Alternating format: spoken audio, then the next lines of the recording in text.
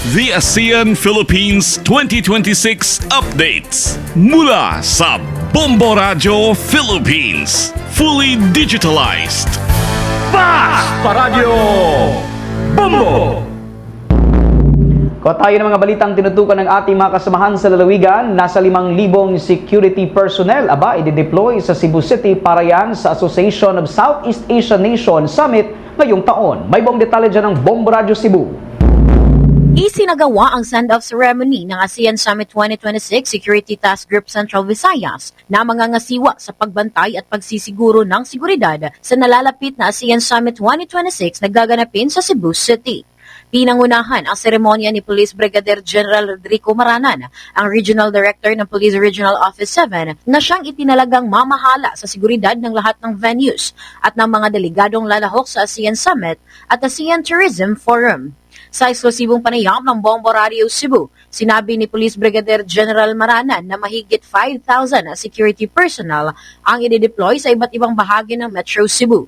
Binubuo ito ng mga tauhan mula sa Philippine National Police, Armed Forces of the Philippines, Bureau of Fire Protection, Bureau of Jail Management and Penology, Philippine Coast Guard, mga traffic enforcer ng iba't ibang LGU, pati na rin ang mga ahensya para sa disaster response at health services. Ayon pa kay Maranan, bagamat ang lalawigan ng Bohol ang naunang naging venue ng ilang aktibidad ng ASEAN Summit, walang umanong naitalang anumang insidente roon. Gayunman, nanatiling mahigpit ang pagbabantay upang mapanatili ang kaayusan at kapayapaan hanggang sa matapos ang buong aktibidad. Naglabas din ng direkteba ang PRO 7 sa mga lokal na pamahalaan ng Cebu City, Mandaue City, at Lapu-Lapu City na paigtingin ang mga hakbang sa seguridad, lalo na't inaasahang darating na sa Lunes ang ilang mga delegado mula sa iba't ibang bansa. Sa kabuuang bilang ng i-deploy na personnel, 150 mula sa AFP, 60 sa BGMP, 60 sa BFP, 100 sa PCG, 450 mula sa DRRMO sa ilalim ng Office of the Civil Defense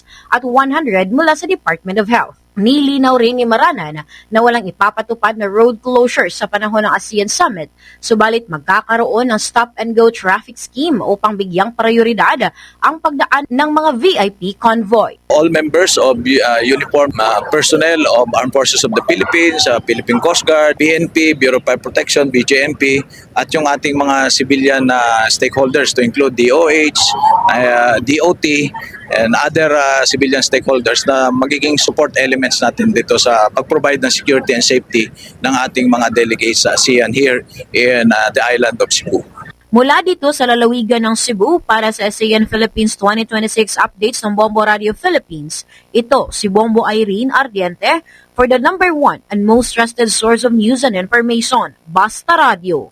Bombo! For the most trusted source of news and information, visit our website at www.bomboradio.com. Follow us on Bombo Radio mobile app, Facebook, YouTube, TikTok, and X, formerly Twitter.